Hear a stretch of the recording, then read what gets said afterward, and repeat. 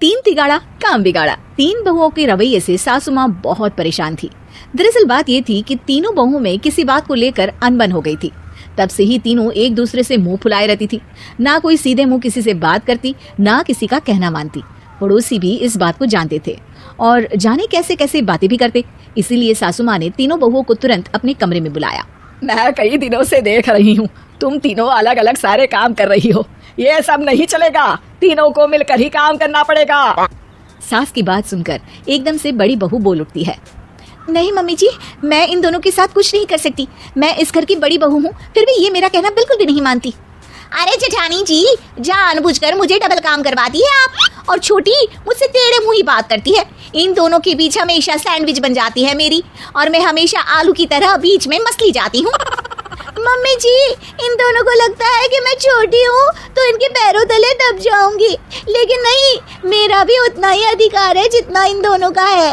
बड़ी आई दोनों मेरी चुगली करने के लिए, मुझे क्या कम समझ रखा है। तीनों बहू एक दूसरे से बहस करने लगती है और सास दोबारा ये देखकर टेंशन में आ जाती है और सबसे कहती है, चुप हो जाओ, अब से तुम तीनों सारे काम एक साथ करोगी। आंख बंद करके एक दूसरे की बात सुनोगी। तुम तीनों इस बात को गांठ बांध लो, वरना अगली छुट्टियों में तुम्हारा अपना मायके जाना कैंसिल। सास की बातें सुनकर डर के मारे तीनों हामी भर देती हैं। जी मम्मी जी, मैं समझ गई। हाँ मम्मी जी, जैसा आप कहें। आप जो कहेंगी मैं वही करूंगी। तीनों बहू सास की बात को गांठ बांध लेती है और वादा करती है कि अब से सारे काम वो तीनों एक साथ मिलकर ही करेंगी। ये सब देखकर सास खुश हो जाती है और वहाँ से चली जाती है। नीचे जाकर वो देखती है कि घर में शर्मा जी आए हुए होते हैं। सास जोर से आवाज लगाकर कहती है, अरे बहू, जरा चाय बनाकर तो लाना, शर्मा जी आए हैं। सास की बात सुनकर तीनों बहू तुरंत किचन की ओर भागती है और चाय बनाना शुरू कर देती है। मुझे तो एकदम मसाले वाली कड़क चाय पसंद है, तो हम शर्मा जी के लिए मसाले वाली चाय ही बनाएंगे। अरे नहीं दीदी, गर्मी के मौसम में मसाला चाय कौन पीता है। मैं तो शर्मा जी के लिए इलायची वाली चाय ही बनाऊंगी। ये कैसी बात कर रही हैं आप दोनों। मेरी मम्मी ने सिखाया है कि मेहमान को ज्यादा दूध और शक्कर वाली चाय देनी चाहिए, वरना वो घर वालों को कंजूस समझते हैं। तो मैं तो शर्मा जी को ऐसी ही चाय दूंगी। तीनों बहुएं अपने अपने तरीके से चाय में शक्कर, मसाला, पत्ती सब डाल देती है। उबलने के बाद तीनों मिलकर चाय बाहर लेकर जाती है और शर्मा जी और सासू माँ को देती हैं।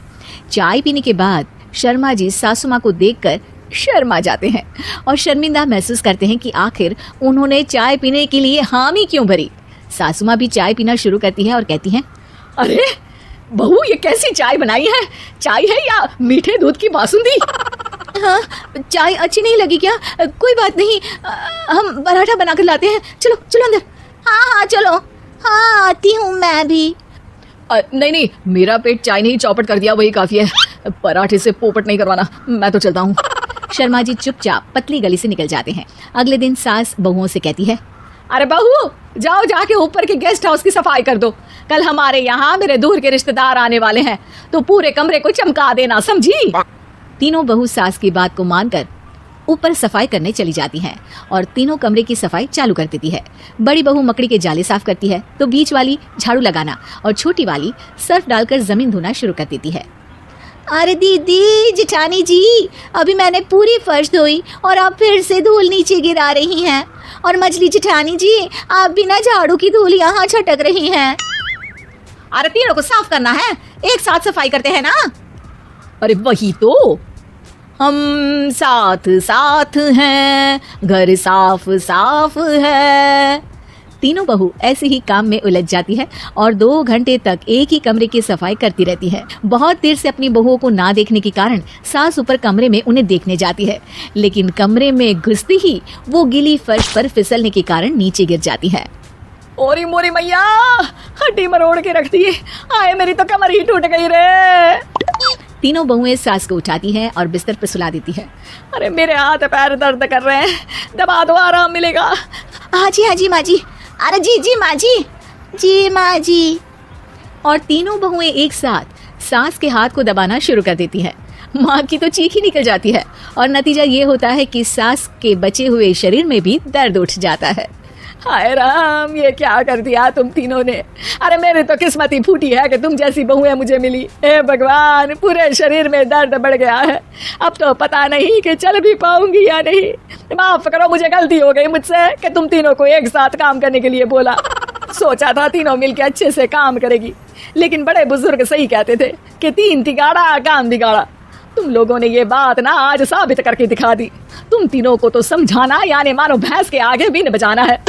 तुम्हें अकेले अकेले काम करना है ना, तो अब से तुम अकेले ही अपना अपना काम करो। तीनों बहुएं वहां से जाने लगती है। अरे कहाँ जा रही हो? आप ही ने तो कहा कि अपना अपना काम करो, तो मुझे मुल्तानी मिट्टी लगानी है। अरे मुझे भी तो नेल पॉलिश लगानी है, मुझे ना मेहंदी लगानी है।